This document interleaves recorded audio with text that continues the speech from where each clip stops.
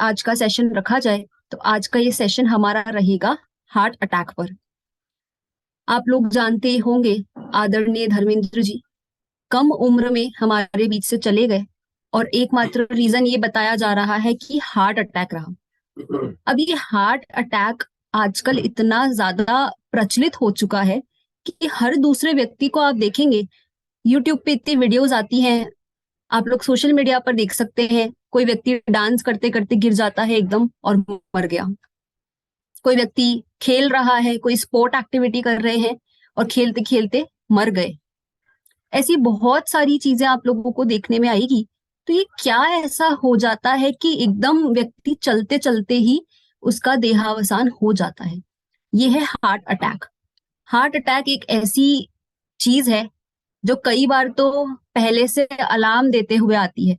बहुत सारे वार्निंग्स मिलेंगे, जैसे कोलेस्ट्रॉल है, बीपी है, डायबिटीज है, ऐसे लोगों को हार्ट अटैक आता है। लेकिन ऐसे भी लोग होते हैं जिन्हें पहले से कोई वार्निंग, कोई सिग्नल्स नहीं मिलते हैं, या मिलते भी हैं तो वो उन्हें समझ नहीं पाते हैं। तो आज के सेशन में हम यही समझेंगे, सबसे इंपॉर्टेंट, हार्ट अटैक होता क्या है, क्या साइंस है, हार्ट अटैक इज व्हाट। दूसरा, हार्ट अटैक को पहचाने कैसे, कि बहुत बार ऐसा लगता है दर्द हुआ सीने में तो गैस है, या समझ लो मस्कुलर स्पैज्म हो गया है, ऐसा बहुत बार लोगों को लगता है। तो कैसे पहचाने या कैसे आइडेंटिफाई करेंगे कि हार्ट अटैक ही है। तीसरा, हार्ट अटैक होने पर क्या ऐसी इमीडिएट चीज करनी चाहिए जिससे आप उस व्यक्ति की कंडीशन को बिगड़ने से रोक सकते हैं। फर्स्ट एड क्या देनी चाहिए, क्या एक मेथड होता है उस व्यक्ति को ठीक करने का, उस समय पर रोकने का, वो हम चर्चा करेंगे। और इसके अलावा चौथा और सबसे इम्पोर्टेंट, कि ऐसा क्या करें जिससे हार्ट अटैक हो ही ना, क्योंकि इतना ज्यादा प्रचलित हो चुका है। तो हम सबको बहुत एक वार्निंग जैसा है कि हार्ट अटैक को कैसे रोकना चाहिए, कैसे इसको समझना चाहिए। तो बिना किसी विलंब के शुरू करते हैं आज का ये सेशन। हार्ट के ऊपर हमारा ये सेशन है, आप सब लोग ध्यान से सुनेंगे। लाइफ सेविंग है और बहुत यूजफुल है। मैं आमंत्रित करना चाहूंगी हमारे डॉक्टर साहब को, वे आए और आज का सत्र शुरू करें।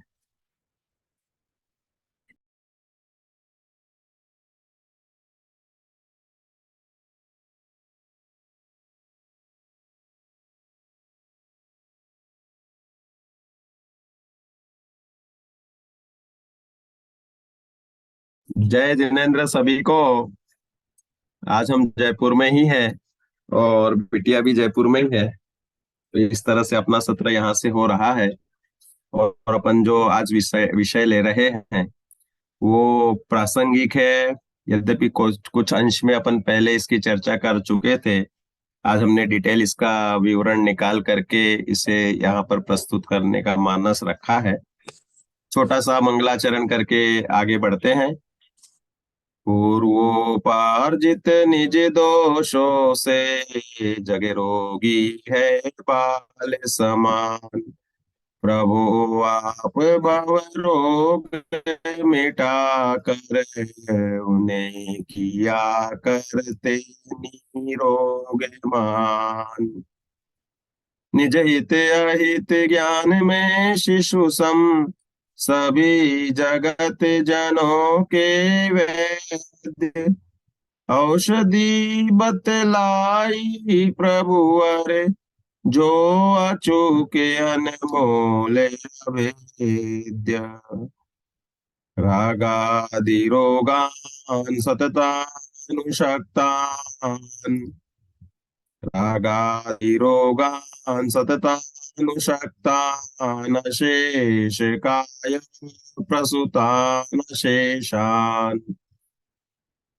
औत्सुक्य मोह प्रतिदान जगान यो अपूर्व वैद्याय नमोस्तु तस्मै। पूर्व वैद्याय नमोस्तु तस्मै। जिन्होंने रागादि दोषों को नाश करके औत्सुक्य मोह अरति ऐसे 18 दोषों से रहित हो गए, ऐसे अनंत भगवान को नमस्कार करके हम अपनी यहाँ की चर्चा प्रारंभ करते हैं। देखो, हार्ट अटैक के संबंध में यह एक सुनिश्चित विधा है कि अपना हार्ट है डेली लगभग 5.5 लीटर की पंपिंग रेगुलर करता है, और जन्म से लेकर मरण पर्यंत नियमित रूप से धड़कता है। और इसमें समझ लो कि अपने सभी अंगों में रक्त का संवहन होकर के सभी अंग सक्रिय संचालित होते हैं। तो इसमें विशेष रूप से अब हमें ये देखना है कि इस गति जो हार्ट की चलती है, इसमें चेंजेस होते हैं लाइफस्टाइल के कारण, विशिष्ट आहार विहार के कारण, खान पान आदि के कारण, और बहुत सारे हमारे सबसे मेन रीजन जो है हमारे गति को संचालित करने वाला टेंशन, तनाव, चिंता, ये मेन रीजन बनते हैं। और ये सभी के जीवन में कुछ अधिक कम ज्यादा रूप में नियम से होते ही होते हैं। आपको 9 बजे पहुंचना है और 9 बजे पहुंचने के पहले आपको इधर टाइम पूरा हो गया है, तो जो स्थिति बनती है उसे टेंशन कहते हैं। कोई लंबे टेंशन, कोई टेंशन कहना सो बात है नहीं। तो ये सब चीजें अपने अपने रूप से हम टैकल करते हैं और जीवन चलता रहता है। लेकिन कोई ऐसी चीजें हो जाती हैं कि जिसमें ये कंटिन्यूएशन में अपने ब्लड सर्कुलेशन की रिदम और उसमें चेंजेस होते हैं। मैं आप सबसे आग्रह करूंगा, हमने इसके पहले सर्कुलेटरी सिस्टम में हार्ट के फंक्शंस, हार्ट की बहुत सारी जानकारियां दी थी, और लगभग वह 17 अपना 22 अगस्त का था। तो उसमें आप एक बार जरूर रिवाइज करें, अपन ने सब टेलीग्राम में दिए ही है। तो ये उसमें हार्ट के संबंध में स्ट्रक्चरल अपन ने चीजें बताई थी। अब हम एक वीडियो के माध्यम से पहले समझेंगे कि वर्तमान में क्या पोजीशन होती है और किस प्रकार हार्ट अटैक्स हो जाते हैं, और उसके आधार से फिर हम बहुत सारी आपको लिखित में और कुछ डिस्कशन वाली जानकारी देंगे। तो इसे आप समझें, और इसको देख करके हमें मालूम पड़ेगा कि किस प्रकार से चलते फिरते या किस प्रकार से पोजीशन बनती है और किस प्रकार से होता है। आजकल अचानक से आजकल अचानक से हम सुनते हैं कि शादी में कोई डांस कर रहा है, गिरता है, हार्ट अटैक से डांस जाती है। दोस्तों के साथ कोई बैठा है, हिल रहा है, मस्ती कर रहा है, गिरता है, मौत हो जाती है। जिम में कोई वर्कआउट कर रहा है, गिरता है, मौत हो जाती है। इसके अलावा कोई जॉगिंग कर रहा है, दौड़ रहा है, गिरता है, मौत होती है। मतलब ये हुआ है कि सारी मौतें हो रही हैं हार्ट अटैक से, और इसमें भी कोई उम्र की सीमा नहीं है। अचानक से इस तरह से हार्ट अटैक से होने वाली मौतों का कारण क्या है? कुछ लोग कहते हैं कि इसके पीछे कोरोना है। हाँ, कोरोना का एक कारण जरूर है, लेकिन उसके अलावा भी बहुत सारे कारण हैं। हम आपको बताएं, हमारे देश में पिछले 2 महीनों में दिल की बीमारी से मरने वालों की संख्या में करीब 20% की बढ़ोतरी हुई है। 19, 24 और 40 साल की उम्र के आसपास के लोगों को अचानक से हार्ट अटैक हो रहा है, उनकी मौत हो रही है। इंदौर में एक सर्वे करवाया गया और उसमें चौंकाने वाले परिणाम आए। सर्वे में ये पता चला कि 18 साल से ऊपर के लगभग 48% युवाओं में भयंकर बीमारियां हैं जो दिल के लिए ठीक नहीं है। 1 लाख लोगों पर ये सर्वे करवाया गया, और आप हैरान रह जाएंगे कि 48,000 से ज्यादा लोग ब्लड प्रेशर, कोलेस्ट्रॉल जैसी बीमारियों के शिकार यहाँ पर पाए गए। 1 लाख में से 48,000 से ज्यादा, यानी कि 50% से थोड़ा सा कम। और यही बीमारियां आगे चलकर हार्ट अटैक को बढ़ावा देती है।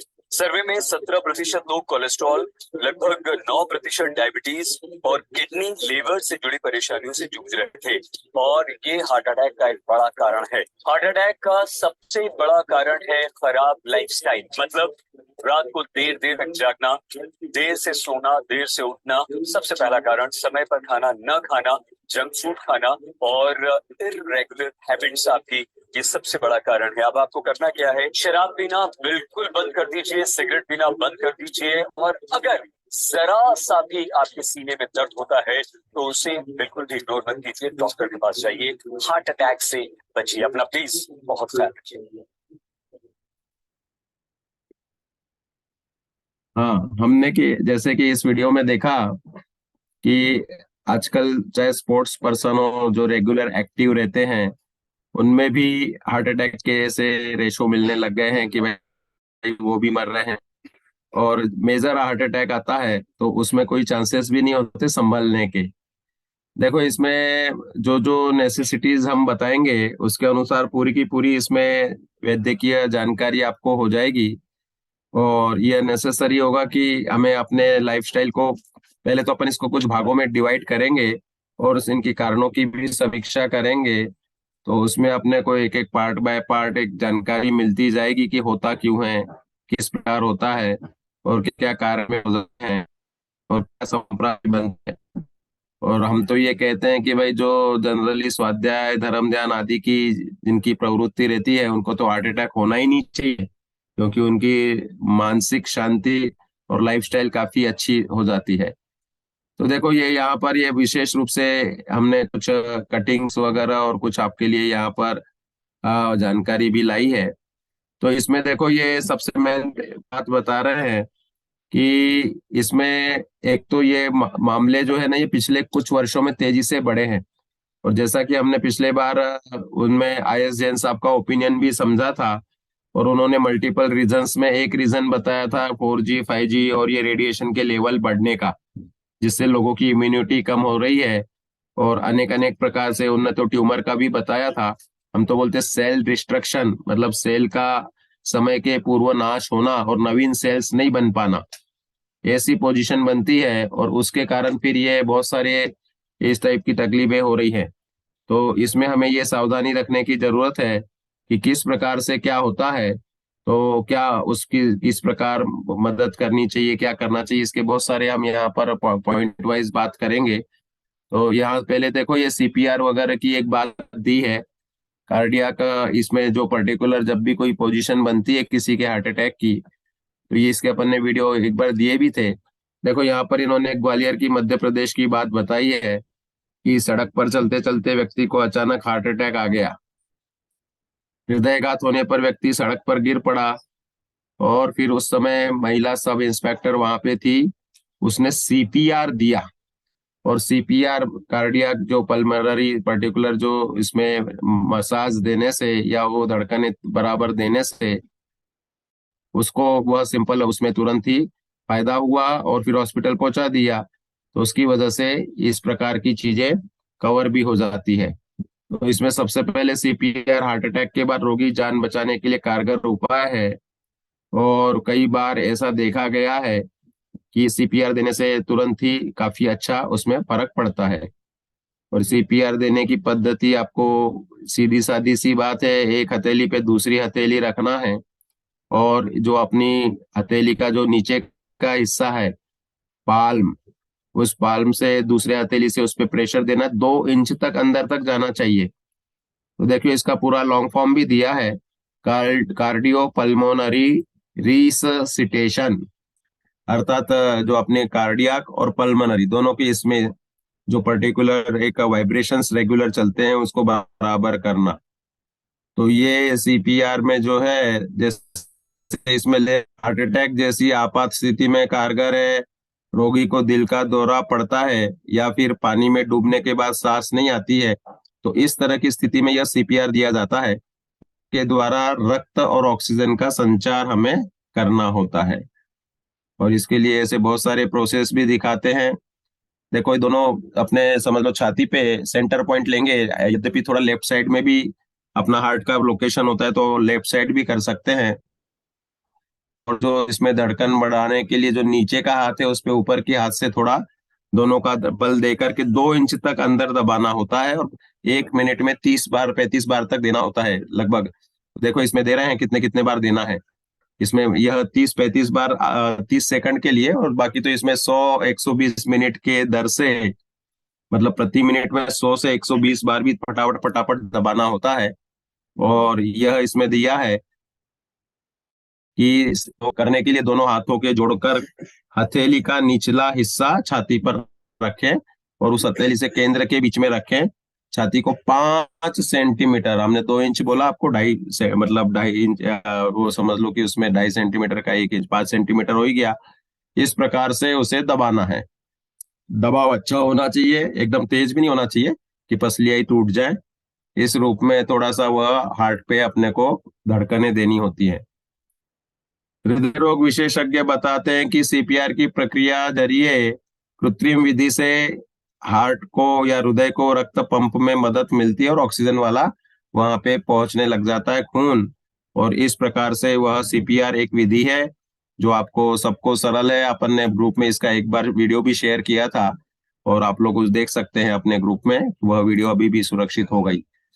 और इसमें सीपीआर देने के बाद में फिर क्या करना है, कह रहे कि ये हृदयघात का इलाज नहीं है बल्कि उसको जीवित रखने का इलाज है। तो उसके कारण ये एक आपात उपाय में तो सबसे पहले ये देना है, और उसके आगे फिर जो पद्धति है, या तो हॉस्पिटलाइज करो, या फिर उसकी अगर पुनः कैपेसिटी है और इम्यूनिटी है और वो ब्लॉकेज वगैरह जो होगा वो निकल गया, तो फिर वह काम हो जाता है। अर्थात वो फिर से धड़कने सही रह करके वो हार्ट अटैक का समझ लो काल पूरा होकर के और नॉर्मल रूप में हार्ट चालू हो जाता है।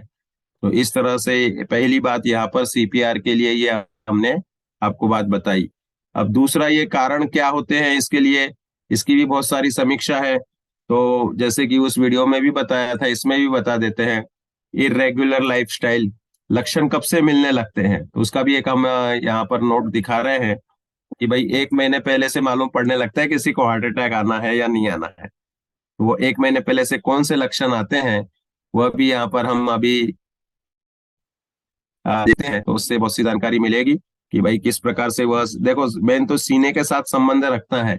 जहाँ आपकी हार्ट की लोकेशन है वहां पे थोड़ा थोड़ा दर्द शुरू हो जाना, यह बात शुरू हो जाती है। तो इस रूप में ये उसमें हार्ट अटैक के इसमें ये आ जाता है कि बहुत बार वह उसके लक्षण शुरू में दिखने लगते हैं, और उसमें वह उस रूप से दर्द होना, जकड़न होना, वह दर्द हार्ट के साथ साथ ऊपर गले तक भी आ सकता है।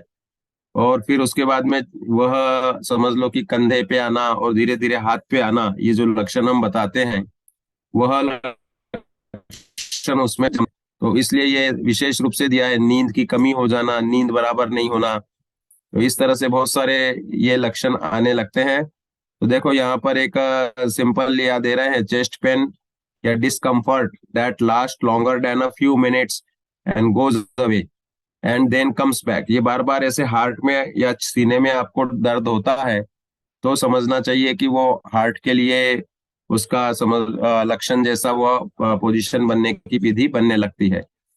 दूसरा ये होता है कि जो पेन शोल्डर में, आर्म में, बैक, नेक और जॉ लाइन, स्टमक तक, इसमें भी आ जाता है। तो इसलिए यह उसमें भी लक्षण के लिए यहाँ पर बताया है कि इस तरह से ये आपको उसमें लक्षण दिखते हैं। तो ये इसमें इस तरह से बचना बहुत जरूरी होता है।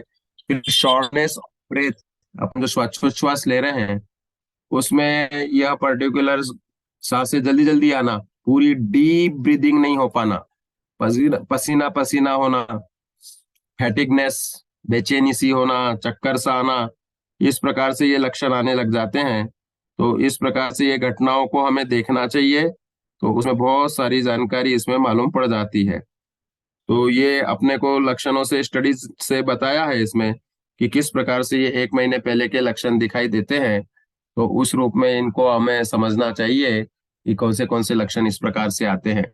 तो ये जो हमने आपको बताया ये तो है ही, और भी एक स्लाइड और है तो उसके अनुसार और इसमें बताते हैं, तो वो डिटेल में हमें मालूम पड़ेगा। हाँ, तो ये लक्षण मिलते रहते हैं, एसिडिटी, गैसेस, ये सब देखो ये हार्ट अटैक आने से पहले शरीर देने लगते हैं ये संकेत। तो अब देखो किस किस प्रकार से आते हैं।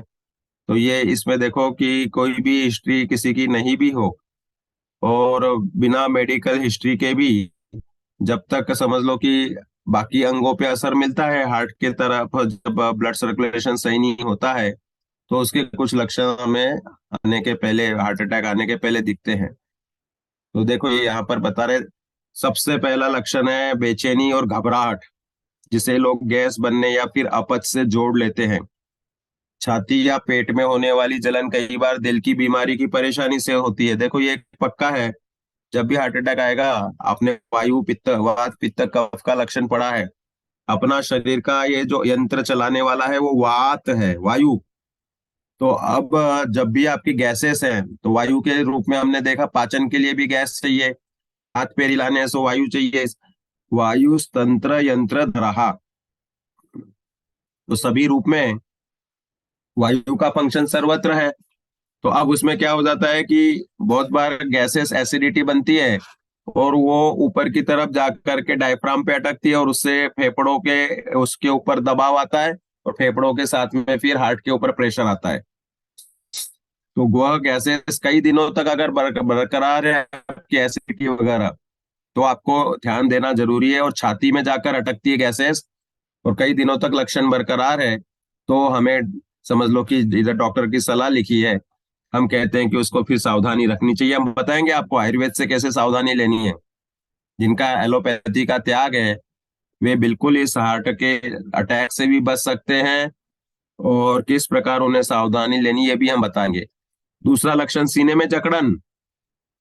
एक बार तो गैसेस होती है, डकार आके निकल गई, थोड़ा बहुत आपने मूवमेंट किया, वॉकिंग की लंबी, तो गैस डकार आके निकल जाएगी। आप मूवमेंट करें, हाथों की हथेलियों पे जो पॉइंट्स हैं अपने, समझ लो जिस प्रकार तंबाकू वाले दबाते हैं उस प्रकार हम हथेली पे अंगूठे के नीचे के क्षेत्र डाइज वाले point उनको ऐसे दबाते हैं, तो उसमें गैस एसिडिटी निकल जाती है डकार आकर। फिर इसके बाद लक्षण बता रहे हैं सीने में जकड़न, भारीपन। और ये समझ लो शुरुआती लक्षण है। अगर सीने में असहनीय दर्द होने लग जाए, कंटिन्यूस बना रहे। मेरे पास ऐसे पेशेंट हैं जिन्होंने बताया कि साहब हमको 6 महीने से दर्द हो रहा है कंटिन्यूस, लेकिन वो सहनीय है तो हम घूम रहे फिर रहे, फिर कभी कम हो जाता है लेकिन बना ही है कंटिन्यूस। तो हम कह रहे हैं कि भाई अगर कंटिन्यूस हो रहा है तो आपकी कोई नर्व ब्लॉकेज हो रही है, उसमें ब्लड सर्कुलेशन में खून में गाढ़ापन आने से या किसी और अन्य कारणों से।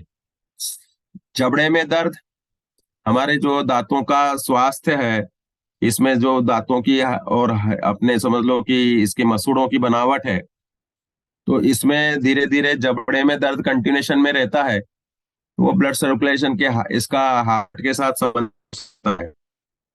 फिर उल्टियां और ब्लॉटिंग, कि बार बार उल्टी होना, मिचली होना मतलब जी मिचलाना, ब्लॉटिंग होना, काफी बेचैनी होना, सीने में दर्द होना, दर्द के साथ में ऐसा लगना कि भाई उल्टी होने वाली है और फिर नहीं आई, कभी आ गया तो खट्टा पानी निकल गया।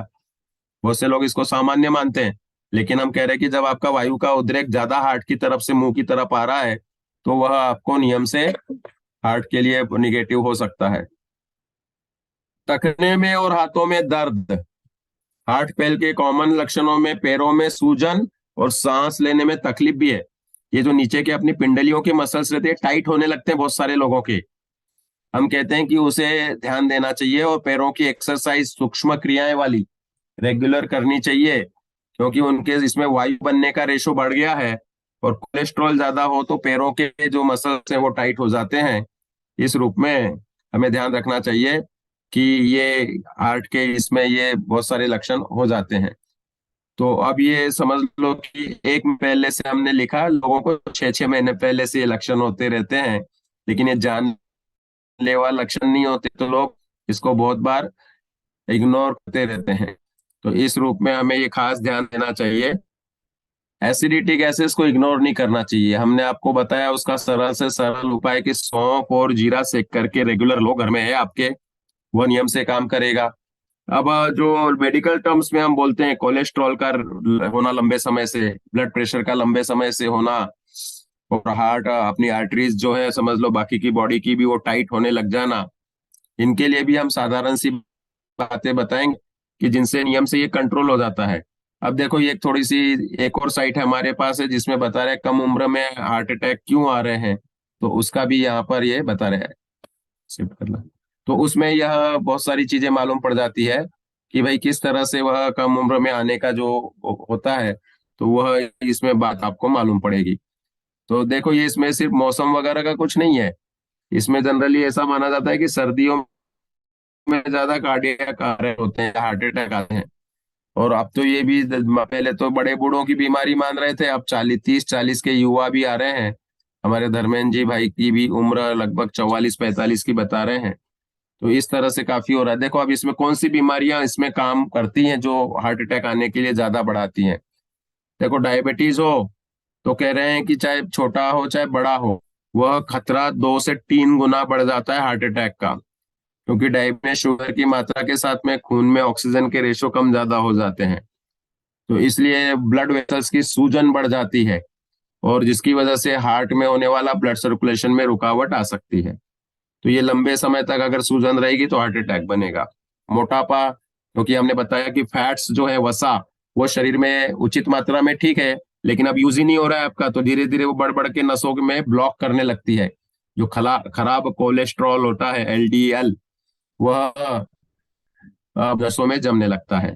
अब हाई ब्लड प्रेशर के कारण क्या होता है, शरीर में ब्लड का फ्लो तेजी से बढ़ता है, और नसें तो उतनी साइज की हैं, तो नसों में वह खून तेजी से जाता है, तो ऑक्सीजन रेशो पूरा नहीं रहता है, और आर्टरियां फिर धीरे धीरे उस पर दबाव पड़ता है, तो कभी भी वो आर्टरीज बस्ट होने के चांस रहते हैं। इसलिए वह हाई ब्लड प्रेशर इसका निमित्त बनता है। अब अनहेल्थी डाइट देखो, अनहेल्थी डाइट उसको कहेंगे कि जो जिह्वा लोलुप्य के कारण तली हुई चीजें, चटपटी चीजें, भारी चीजें, ये सब जितने भी अपने पदार्थ हैं, जिसमें खास करके ये जो रिफाइंड तेल है, ये तो नुकसानदायक है ही है। तली हुई चीजें अगर बहुत ज्यादा आ रही, जिनके समझ लो कि सुबह शाम में पराठे, पूरी और भी ऐसी तली तली चीजें ज्यादा आ रही हैं, और जो आजकल के जितने भी पदार्थ हैं ना, पिज्जा बर्गर वगैरह, ये सब तेल से युक्त होते हैं, फैट से भरपूर होते हैं, तो ये सब नुकसानदायक होता है, और इसमें ये से अपने बॉडी के लिए नुकसानदायक होता है।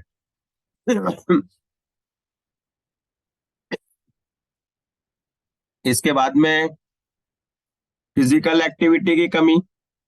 जैसे जैसे एज बढ़ती है, हम विलासता के आदी होने लगते हैं। बचपन में तो खूब दौड़ धूप करने लग जाते हैं, लेकिन बाद में बड़े होते ही हमारा ये नेचर बन जाता है कि हम समझ लो विलासता के आदी होते हैं, बैठे बैठे काम करना, ज्यादा घूमना फिरना नहीं। तो कह रहे हैं कि इससे फिर ये सब जो बताई, मोटापे, हाई बीपी, डायबिटीज बढ़ जाती है। इसलिए उचित एक्सरसाइज बहुत नेसेसरी है। वॉकिंग वगैरह करने के लिए भी सलाह इसके लिए हम देते ही देते हैं। अब नींद नहीं होना, इसका भी एक बहुत बड़ा रोल होता है बॉडी पे। उचित निद्रा चाहिए, इसका मतलब ये भी नहीं कि आप कंटिन्यूस सोते ही रहें। मोबाइल टीवी देर रात तक जिनका खान पान है और काम करते हैं, स्लीपिंग पैटर्न बिगाड़ देते हैं, तो इनका सीधा कनेक्शन दिल से आता है।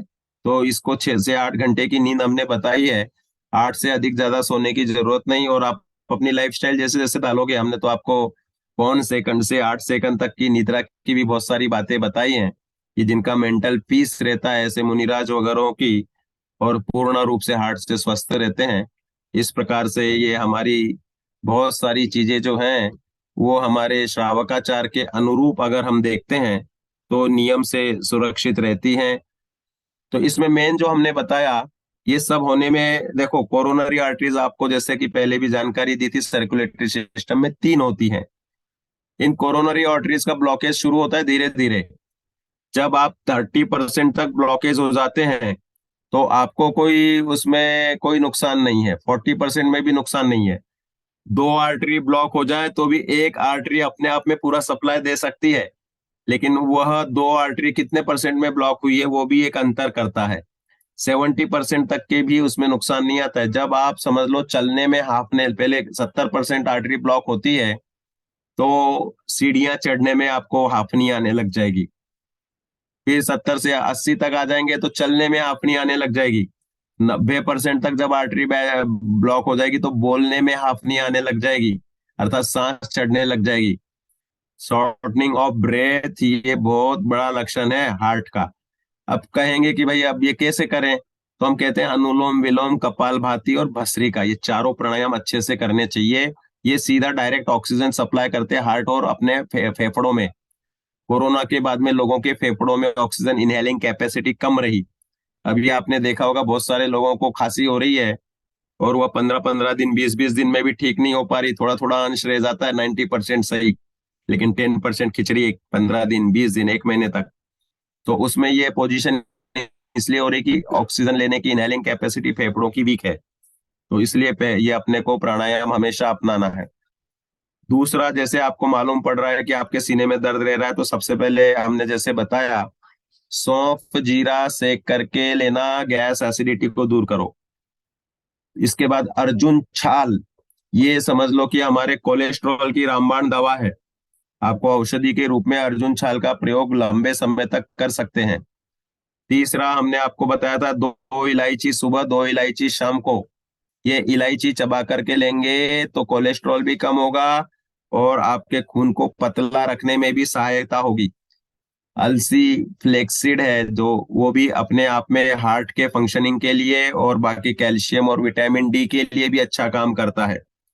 तो ये नसों को सही रखने के लिए फ्लेक्सीड ऑयल का हो या अलसी अपने आप में काम करता है। इसके सिवाय जो है भरपूर मात्रा में पानी पीना, हरी सब्जियों का उचित मात्रा में सेवन करना। क्योंकि क्या होता है कि हेवी फूड खाएंगे आप, कार्बोहाइड्रेट ओरिएंटेड ज्यादा अन्न खाते हैं, तो बहुत बार वो हेवी हो जाता है, आपके बॉडी के मूवमेंट्स कम हो गए। तो इस वजह से नेसेसरी होता है कि आप फिर रफेज वाले फाइबर्स वाली चीजें लें। तो लौकी, गिलकी, तुरई ये सब्जियां हैं। खीरा की सलाद है, रेगुलर में रहना चाहिए, खीरे का सेवन करो। और जैसे समझ लो जो फलियां हैं अपनी, जितनी भी फ्रेंच बीन्स है, गवार है, सेम है, और जो भी जितनी ऐसी, और सबसे बेस्ट सहंजना की फली अब आने लग गई है। सहंजना शाकाहारियों के लिए B12 का रिच सोर्स है। और सहंजना की फली, ड्रम स्टिक्स, यह विटामिन डी और कैल्शियम का भी रिच सोर्स है। तो इसलिए नेसेसरी है कि इसका सेवन करना चाहिए। और बीच में तो एक हमने लेख भी पढ़ा था, नरेंद्र मोदी के नाश्ते में ड्रम स्टिक्स का रेगुलर सेवन होता है, और वह जोड़ों को मजबूती के लिए भी बहुत अच्छा काम करती है।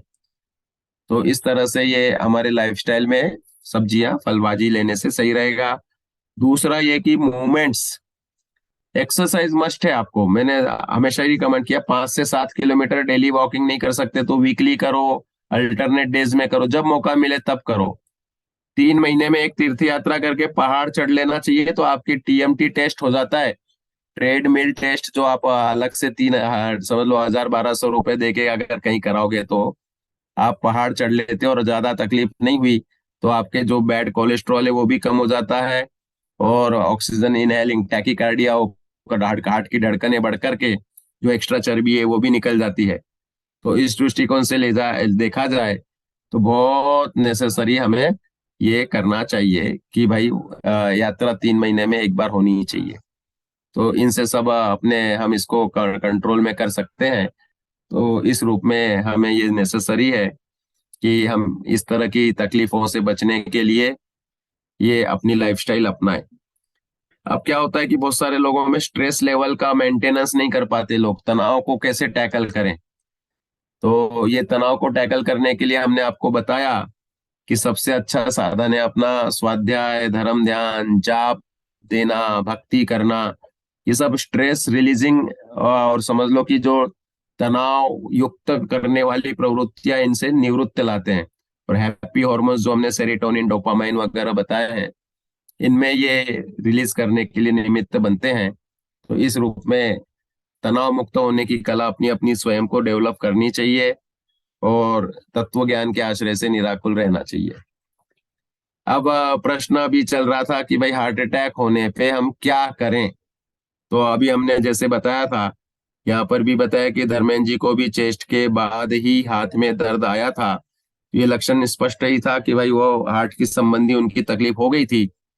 और ऐसे केस में जैसे कभी आ जाए, तो हमने आपको बताया ना कि मिर्च जो है वो इमीडिएट खून के इसको पतला करके, और ब्लड सर्कुलेशन को, जो हार्ट की 3 नर्व्स अपन ने 3 आर्टरीज बताई, उनमें ब्लॉकेज है तो उसको क्लियर करने के लिए काम करती है। तो मिर्च की मात्रा, या तो दालचीनी ले लो चाहे या मिर्च ले लो। जैसे ही किसी को सीने में हेवी पेन हो, तो थोड़ा सा वह दे करके, और उसको मतलब खून पतला हो जाने से वो ब्लॉकेज निकल जाएगा, और लाइफ रिस्क खराब मतलब नहीं रहेगा उसमें, फिर साधारण चिकित्सा से ही सही हो जाएगा। दूसरा ये कि खांसो, जब भी हार्ट में पेन हो ना, पूरी ताकत लगा के खांसो। खांसने से जो आपके फेफड़ों में आकुंचन प्रसारण होता है, ब्रोंकाइज में वो आकुंचन प्रसारण होता है, वो धक्का मारता है अंदर से। हम ऊपर से आपको CPR देने के लिए सलाह दे रहे हैं, तो ये तो ऊपर से ही होगा, लेकिन अंदर से आप खांसते हो तो वो फेफड़े उसको, हार्ट को मसाज दे देते हैं।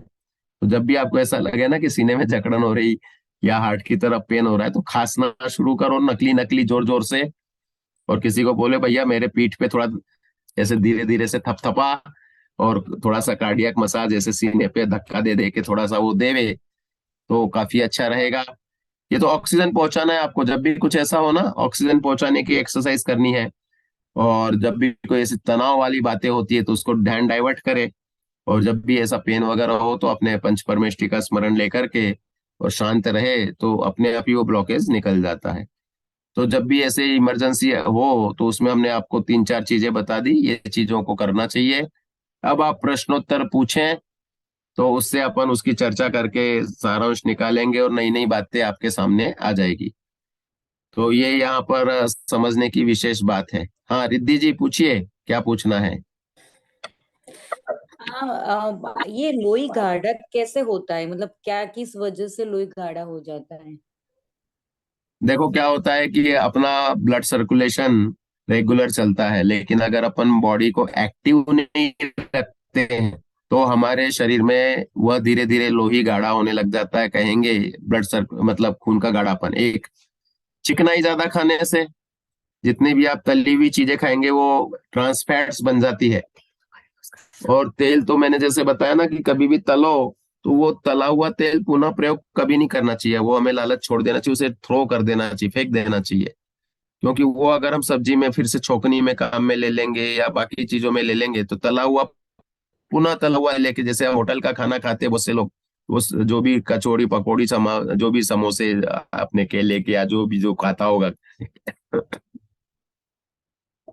वो तो रिकमेंडेड नहीं है। समोसे वगैरह या कोई भी किसी प्रकार होटल का तो रिकमेंडेशन है ही नहीं।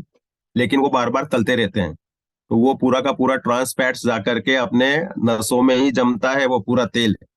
तो उससे फिर खून गाढ़ा होने लग जाता है, नसें छोटी होने लगती है। तो ये तेल बहुत खतरनाक है। हम कहते हैं कि देखो घी की शुद्धि तो उबाल के ही होती है, तो घी का सेवन आप कर सकते हैं, घी में तलो। लेकिन तेल की शुद्धि जो है, तेल आपको उबाल के लेंगे तो वो ट्रांस फैट्स बन जाएगा। इसलिए जो अब आजकल घर में भी आने लगी कोल्ड वे में ही वो तेल निकालने की मशीनें आती हैं, तो उससे वो जो तेल बनता है वो काफी अच्छा रहता है हार्ट के लिए भी और बाकी अपने बॉडी सिस्टम के लिए। तो इस तरह से ये गाढ़े होने के कारण होते हैं। कार्बोहाइड्रेट ज्यादा चीजें हो गया है, एसिडिटी जिनको बनती है उनका डाइजेशन बेकार होता है। तो फिर अर्ध पक्व अपक्व ऐसा आहार रस ही ब्लड में मिलता है तो खून गाढ़ा होने लगता है। उसमें एलडीएल और एचडीएल वगैरह सभी मतलब ट्रांस फैट्स बढ़ने लगते हैं, ट्राइग्लिसराइड्स वगैरह। अच्छा दूसरा, चिंता तनाव। चिंता तनाव के कारण क्या होता है कि खून का बहाव कम ज्यादा रूप में प्रभावित हो जाता है। स्पीड का या तो बढ़ जाएगी या बीपी लो होने लग जाएगा, जनरली बढ़ता ही है।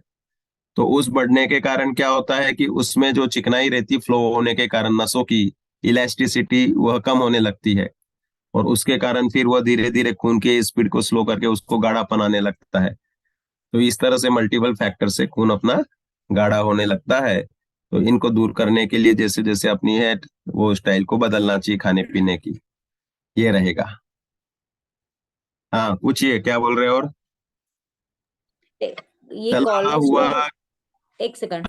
हाँ, हाँ बोलो ये बोलो। कोलेस्ट्रॉल और जो खून गाढ़ा एक ही चीज है?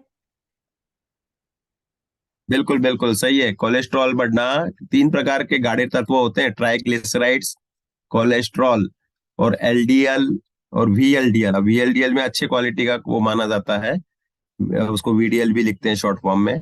और एलडीएल में लो कैटेगरी का कोलेस्ट्रॉल माना जाता है। तो ये कोलेस्ट्रॉल ट्राइग्लिसराइड्स वगैरह चिकनाई युक्त तत्व जो खून में विशिष्ट मात्रा में रहते हैं, इतने ही रहने चाहिए। इससे ज्यादा अगर होते हैं तो वह नुकसानदायक होते हैं। एक प्रश्न ये आया कि तला हुआ घी यूज कर सकते हैं क्या दोबारा। बिल्कुल कर सकते हैं, कोई दिक्कत नहीं है। घी की शुद्धि बार बार उबालने से ही होती है, इसलिए कोई नुकसान नहीं है। लेकिन यह है कि कोशिश करो कि कम आवे। एक बार उबलने के बाद में तल लिया आपने तो वो घी को मतलब उसी समय यूज कर ले। बाकी ऐसा नहीं कि बार बार उबालते रहे लेते रहे। लेकिन घी की शुद्धि उबालने से ही होती है, तो हमने में रोकते नहीं है, लेकिन तेल को नहीं लेना चाहिए बिल्कुल भी। हाँ और कुछ पूछना है बाकी भी हैंड रेज कर सकते हैं, पूछ सकते हैं।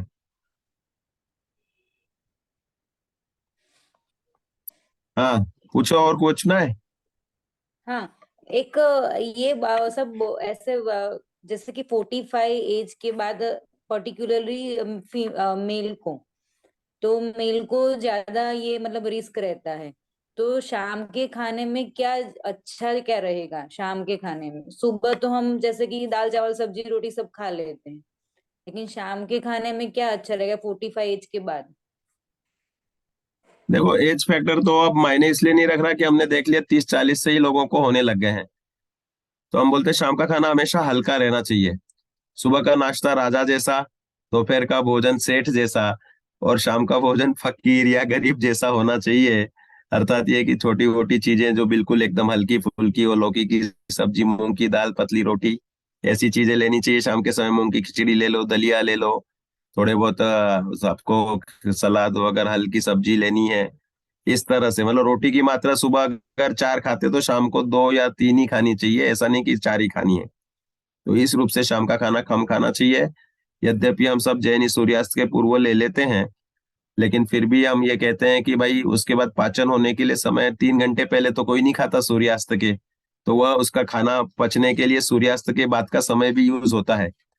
तो 48 मिनट पहले किसी ने सूर्यास्त के खा लिया है, तो वो उसका खाना सूर्यास्त के 2 घंटे बाद तक पचना है। तो उसकी स्पीड स्लो होती है। तो शाम का खाना रेगुलर में भी हल्के से हल्का ही खाना है। और सुबह का खाना आप जैसा हैवी लेना चाहें, मूवमेंट्स होनी चाहिए खाने के बाद में। ऐसा नहीं कि लोग लेट जाते हैं तो फिर वो नुकसानदायक होता है। इस रूप में समझना चाहिए। चलो अब यश जी पूछिए, आप अपना प्रश्न पूछिए। हाँ यश जैन पूछो भाई। जजनैन जी, कभी वो हाँ, मुझे ये पूछना था, दूध कौन सा लेना चाहिए हमें? ठंडा लेना चाहिए या गर्म लेना चाहिए? दूध, दूध के लिए बोल रहे हैं ना आप? हाँ जी, हाँ हाँ जी। तो देखो, हाँ दूध तो देखो, जनरली आप अंतर्मुहूर्त का मिले तो सबसे नंबर 1 है, वही लेना चाहिए। और हमने उसी की रिकमेंडेशन दी। अब ठंडा लेना है कि गर्म लेना है, जिसको एसिडिटी बनती ना, गैसेस एसिडिटी वगैरह, उसको ठंडे की रिकमेंडेशन रहती है। और बाकी दूसरा ये कि जो जनरल है तो गुनगुना दूध लेना चाहिए। जिसको गैसेस एसिडिटी दूध से बनती है उसको हम बोलते हैं इलायची डाल के ले लो, या फिर उसमें थोड़ी सी दालचीनी डाल के ले लो। तो उससे उसको गैसेस एसिडिटी नहीं बनेगी। पतला करके ले लो, दूध में पानी मिला के लो, तो उससे भी गैस नहीं बनेगी। शाम के समय हम दूध रिकमेंड नहीं करते, रात को तो लेना सवाल ही नहीं है। दिन में लेना है, दोपहर में लेते तो ठंडा ले लो, सुबह लेना है आपको गुनगुना लेना है उस समय ले लीजिए। इस तरह से ले सकते हैं। तो और दूध लेने में अंतर मुरत। का पूछिए। चीनी का, चीनी डाल के लेना है। क्या बोल रहे हैं? फिर से अ, बोलिए, आपकी आवाज नहीं आई। दूध में चीनी डाल के लेने से गैस बन जाती है, तो बिना चीनी का ठीक रहता है? हाँ बिल्कुल, जिसको जैसी सूट होते हैं। बहुत से लोग लैक्टो एक्टिक होते हैं जिनको दूध ही सूट नहीं होता, तो उनको हम बोलते हैं कि दूध मत लो आप, नारियल पानी पी लो, जूस ले लो, या फिर ना उसका अपना नारियल का दूध बना के, बादाम का दूध बना के, सोयाबीन का दूध बना के, इसके बारे में अपनी चर्चा हो चुकी है। तो जैसा सूट हो बिना शक्कर का ले लीजिए, सही रहेगा। ठीक है। एक ना मेरे पैर में ना कील हो रही है, और वो हम्म। चलते टाइम ना वो चुभती है। तो मैंने मेथी का भी इस्तेमाल करा था, तो और निकाली भी थी, तो वो निकल भी जाती है पर फिर दोबारा हो जाती है। तो उसके लिए कुछ उपाय? उसके लिए देखो, सबसे पहले तो अगर चप्पल घिस रही हो या शूज घिस रहे हो तो उसको चेंज करना चाहिए। दूसरा ये होता है कि एक अपना नींबू का छिलका लो जिसमें थोड़ा सा रस रह जाए, और उसमें सरसों का तेल डालो, और जहां वो पैरों में कील या कॉर्न बन रही है वहां पे उसको रात भर बांध के रखो। ऐसे 10-15 दिन, 1 महीना तक करोगे तो धीरे धीरे वो कील गल जाएगी, और गल करके वो खाल निकल जाएगी और सही हो जाएगा। इसके अलावा एक उसको ये करते हैं कि भाई पर्टिकुलर फिटकरी को रेगुलर उस जगह पे लगाते जाओ, फिटकरी और चूना। तो ये जला देती है, घिसा देती है। तो इन दोनों को मिक्सर करके उस जगह पे नारियल के तेल में मिला के और पट्टी बांध के रात रात भर रखो, तो उससे भी वह गलने लग जाती है।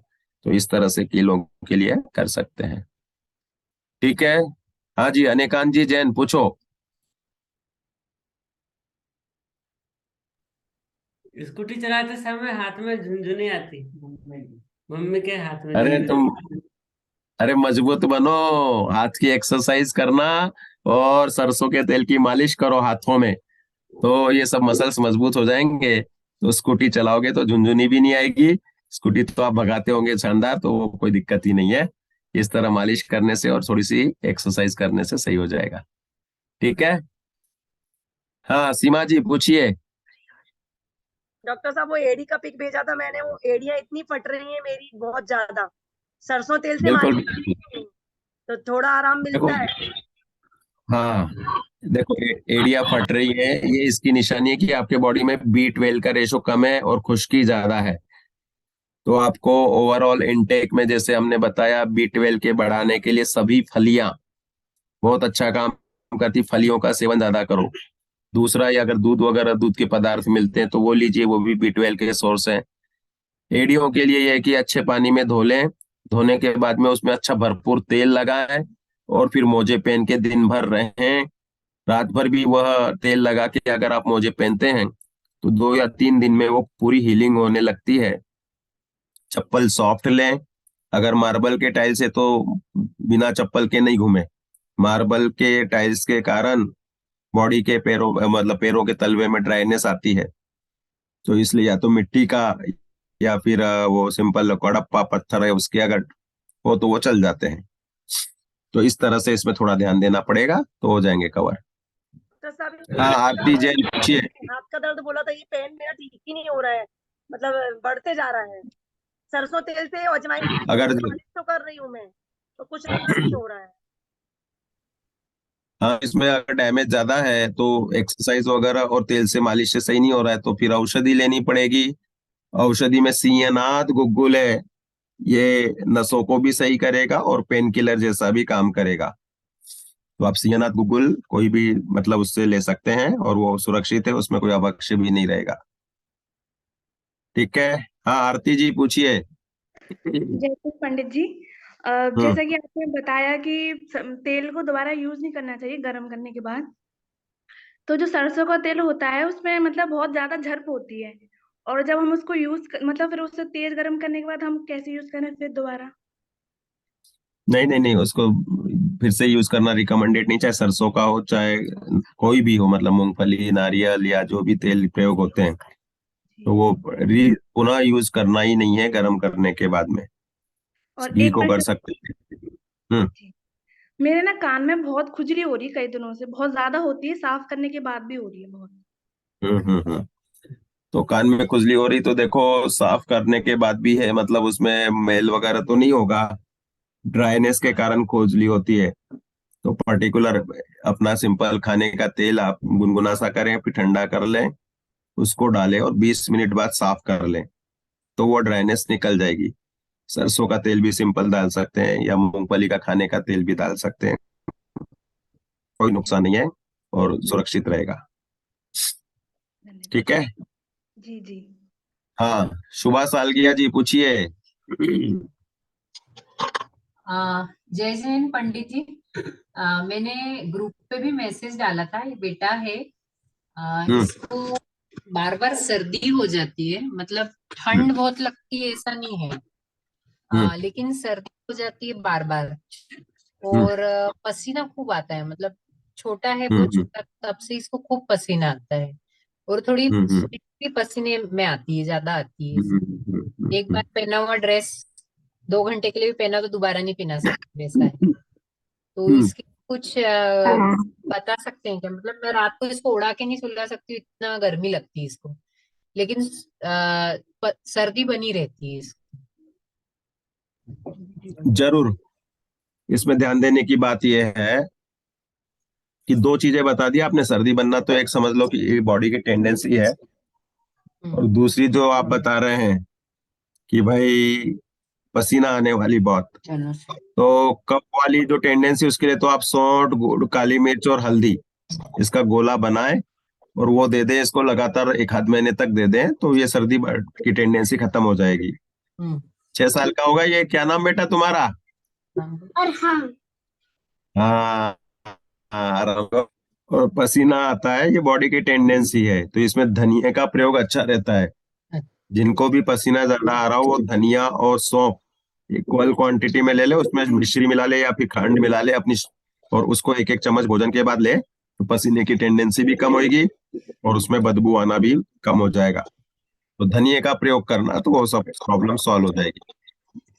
ठीक है, हाँ, चलो। नीमा जी। ठीक है, नीमा जी पूछिए। जय हिंद बहन जी।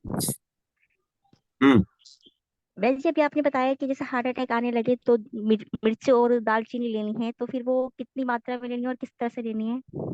लिमिटेड लेना है, चौथाई चम्मच लेकर के देख लो। एक बार मिर्च लगने से थोड़ा वो तो होगा बेचैनी, तो इसमें लेकिन ये होता है कि एकदम से उसका असर वो चेहरे पे भी पसीना आता है, बॉडी पे पसीना आता है, और नसों में खून में तुरंत बिनती है, तो उस वजह से खून पतला होता है। तो ये काफी लोगों ने बताया हुआ नुस्खा है, यूट्यूब वगैरह पे भी हमने जांचा और लोगों को भी मतलब देखा ऐसा, तो वो बताते हैं कि भाई इससे ठीक रहता है। ऐसा कोई प्रसंग मेरे साक्षात नहीं बना किसी को खिलाना पड़ा या किस तरह से इसका, लेकिन सुना सुनाया प्रसंग काफी अच्छा है। और जो वो देते हैं ना बाकी लोग, एस्पिरिन या समझ लो सॉर्बिटेट की, वो भी खून पतला करने की गोली होती है। तो इसलिए ये अपनी आयुर्वेदिक रूप में दालचीनी बहुत अच्छा काम करती है। और मिर्च का भी बताया, लाल मिर्च का विशेष रूप से बताया जाता है। और तीसरा जो है, ये नहीं हो तो काली मिर्च भी दे दो इन वक्त पे। चौथा, इलायची का तो समझ लो वो जनरलाइज में रहेगा, वो इन हार्ट अटैक के समय उसका उसका कोई रोल नहीं रहता है। तो दो तीन चीजें आपको बता दी है। तो जैसे हाँ, और जिनकी नसें ब्लॉकेज हैं तो वो लोग मतलब रोजाना थोड़ी थोड़ी मात्रा में रोजाना में ले सकते हैं वो काली मिर्च, ये लाल मिर्च वगैरह? उसमें मिर्च नहीं लेना है रेगुलर में, एसिडिटी भी बढ़ाती है ना मिर्च तो। हाँ जी। उसमें ये जैसे ऐसा इलायची का प्रयोग करें, दालचीनी का प्रयोग भी रोजाना कर सकते हैं। रोजाना आप समझ लो चौथाई चम्मच, अगर छाले नहीं होते, जैसे दालचीनी भी गर्म तासीर की है, तो बहुत सारे लोगों को छाले होने लग जाएंगे, मुंह में उपड़ आ जाएगा। तो ये लिमिटेड चीजें हैं, तो इसमें दूध में लेनी होती है दालचीनी, या फिर सिंपल शक्कर के पानी से ले लो, और चौथाई चम्मच तक ले लो तो कोई दिक्कत नहीं है। तो वो सबकी कैपेसिटी के अनुसार, लॉन्ग टर्म इलाज जो भी रहता है वो कैपेसिटी के अनुसार करना होता है। और शॉर्ट टर्म में ये है कि भाई उस वक्त क्या सूझा करे, तो सीपीआर देना, ऑक्सीजन देना, ये हाथ पैरों की मालिश करना, और थोड़ा थपथपाना, और जो तो जरूरत पड़ी तो थोड़ी सी मिर्च दे दी और बोला पानी से निगल लो फटाफट, तो वो पहुंच जाएगी पेट में, तो उससे गर्मी होकर के खून पतला हो जाता है। इस तरह से ये समझना चाहिए। एक क्वेश्चन हाँ है रिद्धि जी, क्या पूछ रही एक थी सवाल इससे? है, एक सवाल है वैद जी। हाँ बोलो बोलो बोलो नीमा जी बोलो। मैं भी शिखर जी गई थी, तो मेरे आते समय ना जैसे ट्रेन में खिड़की के पास बैठी हुई थी, तो खिड़की के पास हाथ रख के बैठी हुई थी, तो एकदम वो खिड़की अपने आप बंद हो गई। तो मेरे हाथ में काफी लग गई। मतलब 20 दिन हम्म हो गए हैं मेरे हाथ में, अभी भी मतलब हम्म। इतना पेन है कि हाथ लगाते हुए मतलब हाथ भी नहीं लगाया जाता। जैसे नहाती हूँ तो साबुन लगाते हुए भी हाथ नहीं लगा नीला पाती हूँ। नीला आ गया क्या? चोटों? हाँ जी, बिल्कुल हाँ, नीला हो नीला गया हाथ। नील वगैरह आ गई क्या उस जगह पे? जी सर, बिल्कुल नीला हो तो गया है। दिखा तो देती, आपने तो ऑन ऑफ रखा है। चलो ठीक है। अब इसमें मुंदी चोट रहेगी अंदर, तो आप थोड़ा आयोडेक्स वगैरह लगाओ, मुंह वगैरह लगाओ।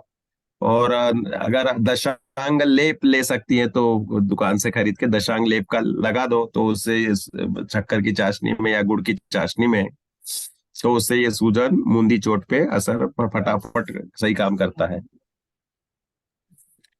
हाँ, और पंडित जी बस ये आपसे सीखने के लेना तो सही रहेगा। हाँ बोलो रिद्धि जी बोलो। वो ये मिश्री धनिया और सौंफ का बोला ना, वो पाउडर बनाना, वो खाने के बाद 2 टाइम, लेकिन रेशियो क्या लेना है मतलब तीनों का? इक्वल इक्वल, तीनों को ओके। इक्वल ले लेना, मिश्री और धनिया, ये अपना सौंफ और धनिया इक्वल क्वांटिटी में, हाँ, और मिश्री भी उसी के क्वांटिटी में ले लो, तो वो रेगुलर बन जाएगा, कोई दिक्कत वन नहीं है, इज टू वन सुरक्षित। इज टू वन हाँ 1:1:2, 10-10 ग्राम तीनों ले लो, और 1 चम्मच 1.5 चम्मच भोजन के बाद में ले लो। हाँ अस्मिता जी पूछिए आपका सवाल। प्रणाम भैया जी।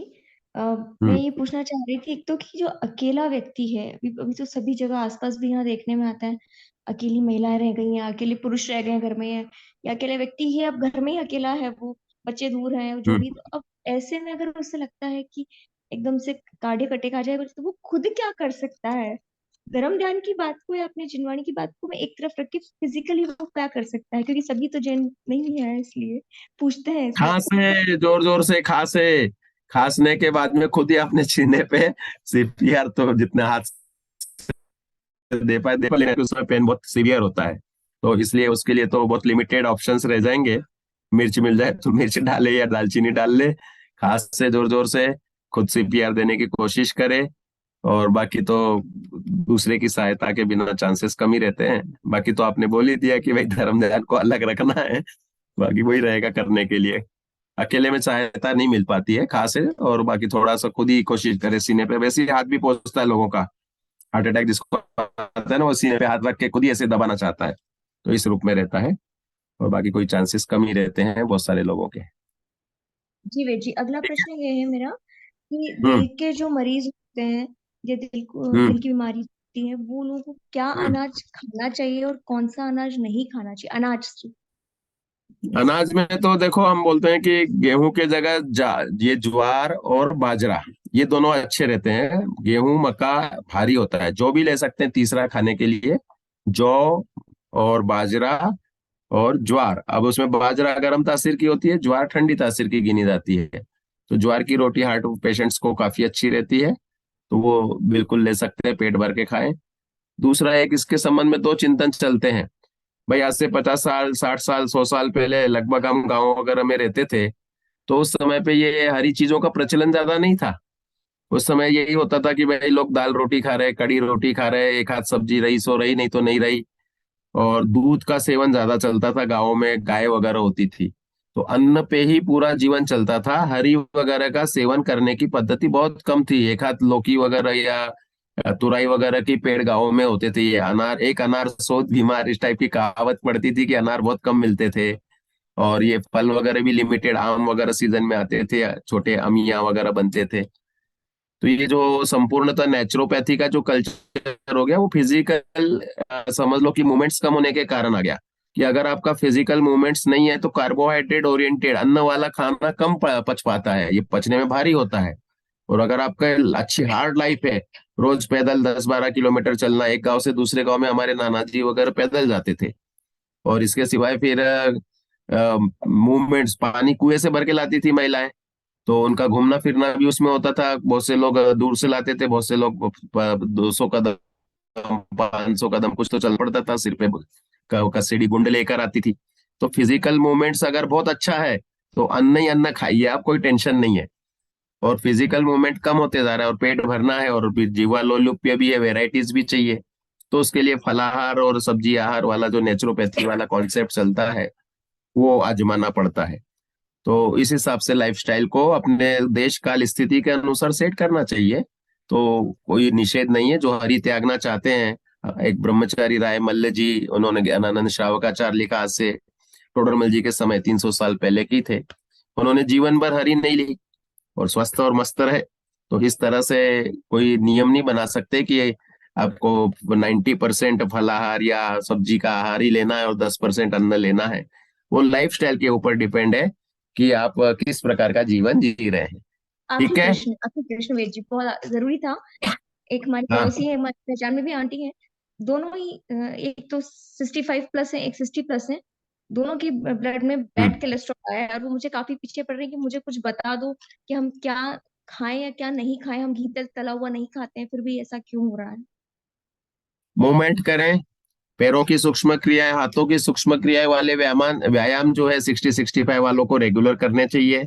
उचित पैदल घूमे, पसीना बहाए थोड़ा सा, और इलायची का सेवन रेगुलर, इलायची दालचीनी ये समझ लो कि कोलेस्ट्रॉल को कम कर देती हैं।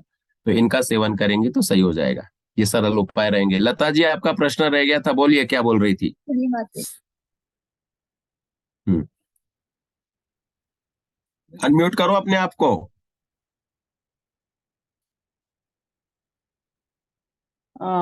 बोलिए। मेरी भाभी का प्रश्न था, उनको ना मतलब जैसे मासिक धर्म के उसमें पर्सनल क्वेश्चन था कि उनके वाइट डिस्चार्ज ज्यादा हो रहा है और उसमें फिर धीरे धीरे ब्लड आना शुरू कर देता है। अब डॉक्टर्स ने बोला है कि वो बायोप्सी कराएं, तो वो अब डर रही हैं, तो उनके लिए कोई उपाय हो तो बता दीजिए, वो पूछ रही थी। व्हाइट डिस्चार्ज में ब्लड आना, एक तो ये पहले कंफर्म करना जरूरी है सोनोग्राफी के माध्यम से कि अंदर कोई सिस्ट या फाइब्रॉइड तो नहीं है। तो इसलिए हाँ जी सोनोग्राफी है जरूर करा ले भले। है। हाँ जी। हाँ, तो फिर तो बायोप्सी के लिए बोल रहे हैं, वो एक बनता ही प्रसंग। बाकी फिर भी सिस्ट और फाइब्रॉइड है तो हम उसके लिए रिकमेंडेशन करते हैं। संगेज राहत भस्म एक औषधि होती है आयुर्वेद की, वो इस प्रकार के व्हाइट डिस्चार्ज पे और काम करती है। और सिस्ट है, फाइब्रॉइड है, तो कांचनार को लंबे समय तक लेना पड़ेगा, तो वो धीरे धीरे सिस्ट को भी डिसॉल्व करती है। बाकी तो अच्छा जी, व्यक्तिगत रूप से हाँ उनकी रिपोर्ट देख करके ही आगे बता पाएंगे। ठीक है जी। ठीक है। कंचन हारवटी। चलो अपना सवाल। हाँ, कांचनार गुग्गुल और संगेज राहत भस्म, आप इसको सुनना बार बार तो आपको मिल जाएगा। ठीक ठीक है है। जी। ठीक है जी। चलो सुशील जी, आप आइए, वाइंड अप करिए।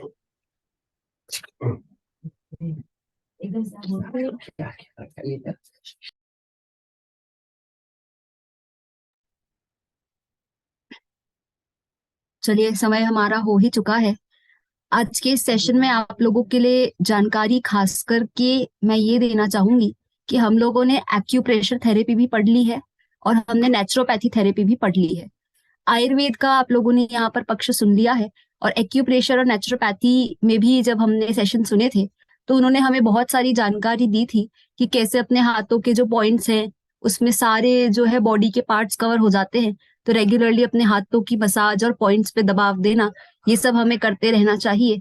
दूसरी बात, कभी भी जिनको भी हार्ट अटैक से बचना है, हार्ट की प्रॉब्लम से बचना है, अपने पैरों की पिंडलियों पर मालिश कंटिन्यूसली रोज हमें करनी चाहिए, इक्वली दबाव देना चाहिए। जो पैर में पीछे का हिस्सा होता है उसको हमें रेगुलरली करना चाहिए, क्योंकि वो नसें सीधा हमारे हार्ट से कनेक्टेड होती हैं। तो बहुत सारे ब्लॉकेजेस को खोलने के लिए वो बहुत अच्छा काम करती है। तो ये सब चीजें हम अपनी लाइफ में रेगुलरली फॉलो करते रहेंगे तो हार्ट डिजीज तक हमारी कंडीशंस ऐसी दिक्कत वाली नहीं बनेगी, बल्कि बहुत आसानी से हम इन सब चीजों को फॉलो करके बच सकते हैं और हार्ट अटैक की कंडीशंस हमारे नहीं बने। इसके लिए हमने आज ये आप लोगों का सेशन लिया है। आप लोगों के किसी के भी और भी प्रश्न रह गए हों हृदय से संबंधित, आप लोग ग्रुप में डाल दीजिएगा, हम उसमें भी आंसर करते रहेंगे। अभी सत्र को यहीं विराम देते हैं। अगले सत्र में फिर से मुलाकात होगी, और वो मुलाकात ऐसी है कि कोई भी एक पर्टिकुलर हम आपको वनस्पति के संदर्भ में समझाएंगे कि वो वनस्पति से रिलेटेड क्या उसके गुण है और वो कौन सी चीजों में आपको बहुत सहायक हो सकती है। हमारे आसपास इतने पेड़ पौधे होते हैं पर हमें पता ही नहीं होता है कि किसमें कौन से गुण है, कौन सी चीज को कैसे यूज करना है। तो इसका एक हमारा अगला सत्र रहेगा ताकि आप लोग इन सब चीजों को ध्यान रख सके। अभी इसको यहीं पूरा करते हैं। सभी को जय जिनेंद्र।